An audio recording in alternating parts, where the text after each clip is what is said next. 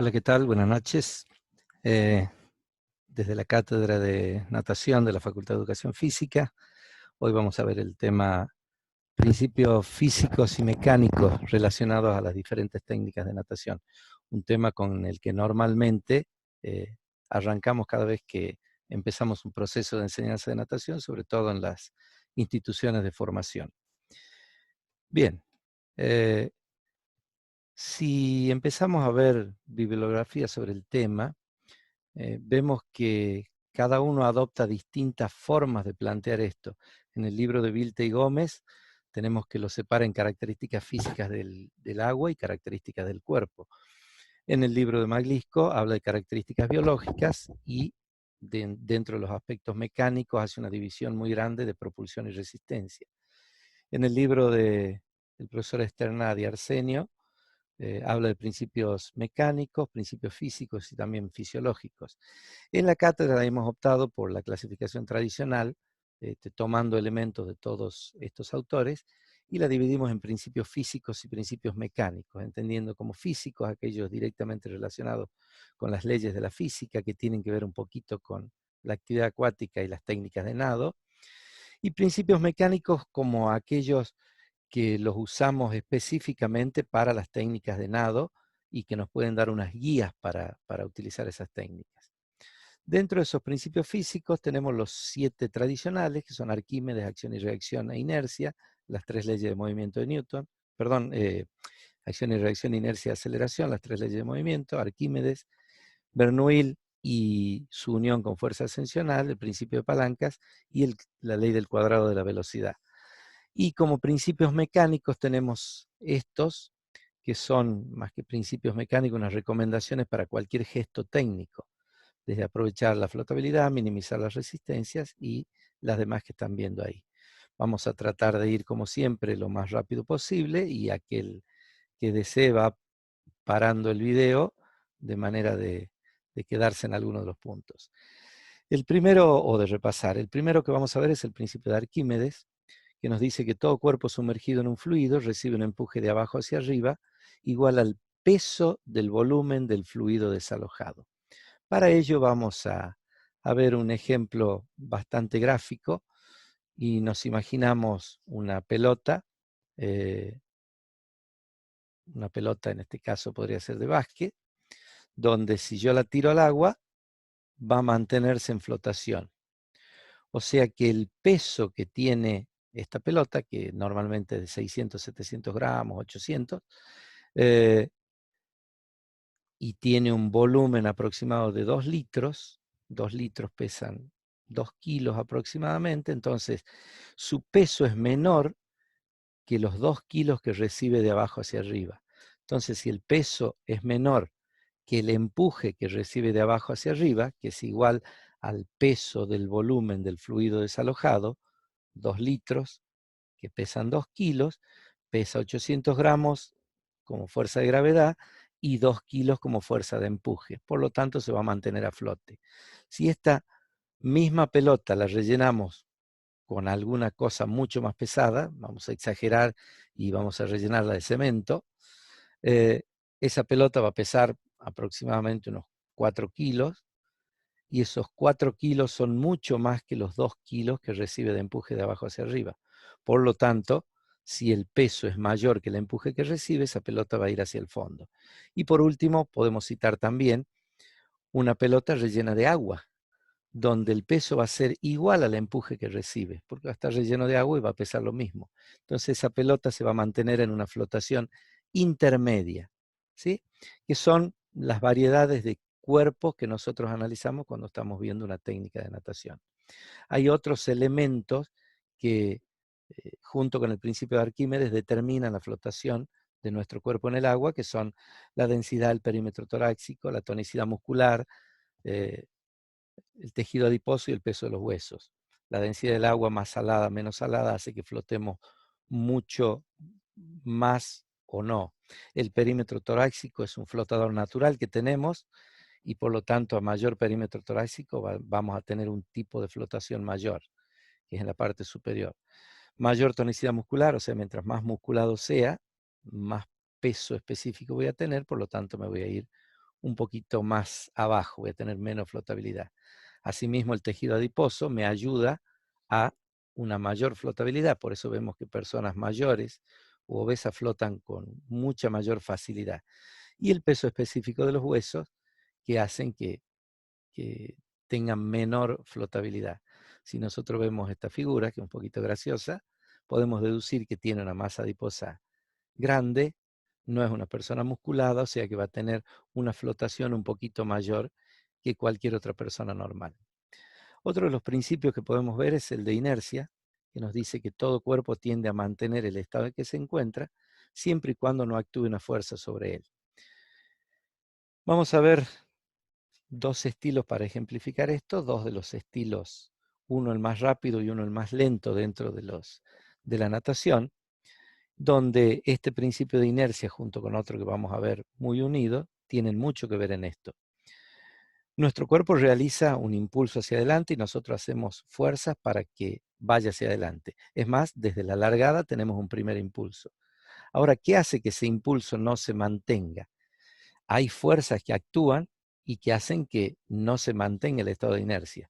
La fuerza central que actúa sobre nuestro cuerpo es la fuerza de resistencia que nos ofrece el agua, la fuerza de rozamiento, y los tres tipos de resistencia.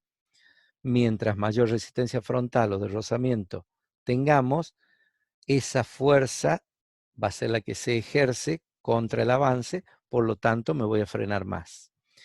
También ese movimiento de inercia va a ser, si nosotros, en el caso de pecho, o acá en este dibujo, vemos que ofrecemos mayor resistencia, esa resistencia que nos ofrece el agua va a ser la fuerza que se ejerce sobre mi cuerpo. Por lo tanto, va a tender a no mantener ese estado de inercia de movimiento y voy a tender hacia una inercia de quietud. Entonces tengo que hacer movimientos muy propulsivos para volver a romper esa inercia.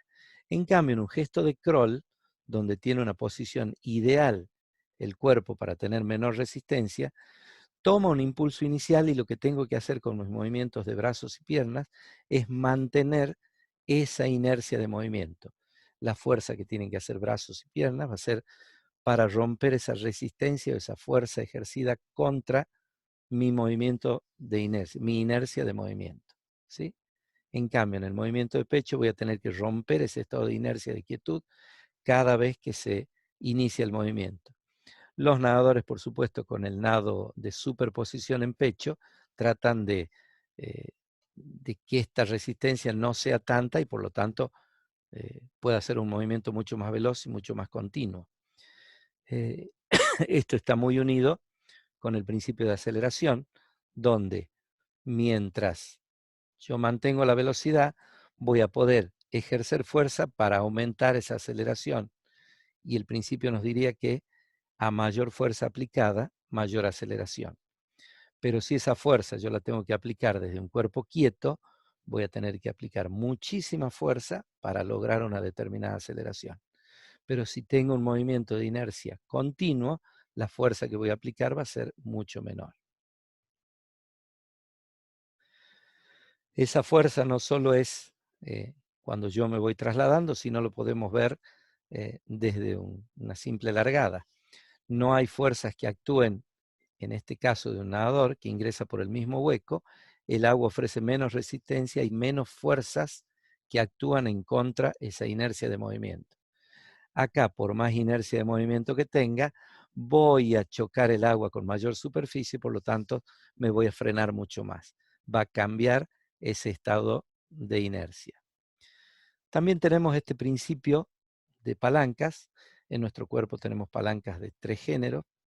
Primer género, segundo y tercer género. La mayoría de los gestos propulsivos se producen en musculatura con palanca de tercer género, donde encontramos un eje de giro o punto de apoyo, donde se inserta el músculo protagonista de ese movimiento, va a ser el punto de empuje o de potencia, y vamos a tener un brazo de resistencia. En este caso vemos un movimiento del bíceps hacia arriba, que va a estar determinado por el peso del brazo más la distancia que hay desde el punto de apoyo o eje de giro hasta el extremo de esta extremidad en este caso.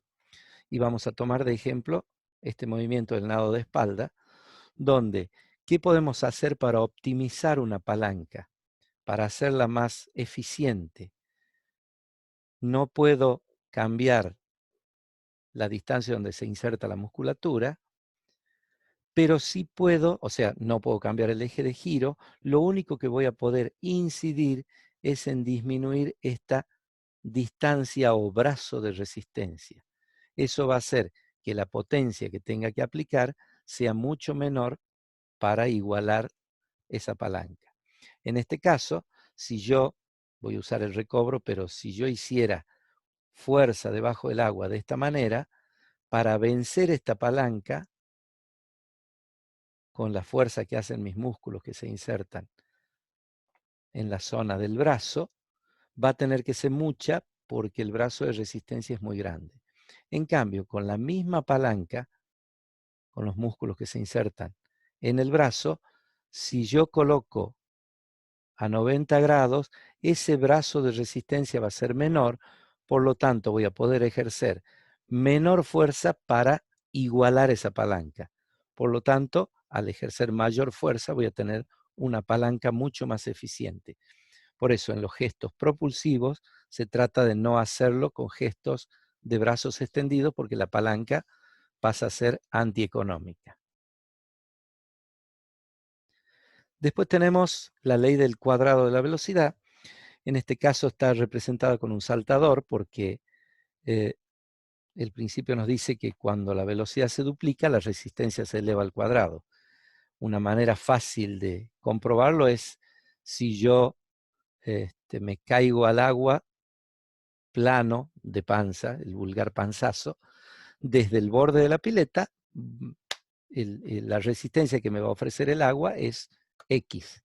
Ahora, si yo me lanzo a mucha mayor velocidad desde una torre de 10 metros y caigo de la misma manera, la resistencia que me va a ofrecer el agua se cuadruplica, por lo tanto, el golpe que voy a recibir va a ser mucho mayor. Eso aparentemente no tendría mucha importancia, pero sí la podemos ver cuando los movimientos que nosotros hacemos son lentos o veloces. Si yo hago un movimiento lento, la resistencia que voy a tener del agua, una velocidad lenta, va a ser X. Pero si yo duplico esa velocidad con que hago el movimiento, la resistencia que voy a tener para apoyarme se va a cuadruplicar. O sea que un movimiento de natación es mucho más eficiente cuanto más veloz pueda ser, unido a otras características, pero la velocidad es una de las características que tiene que tener para hacer un movimiento lo más correcto posible. Con esto terminamos esta primera parte, lo vamos a hacer en varias partes, así no sea tedioso el video, así que los invito a seguir con la segunda parte de la grabación, con la parte 2 de principios físicos y mecánicos.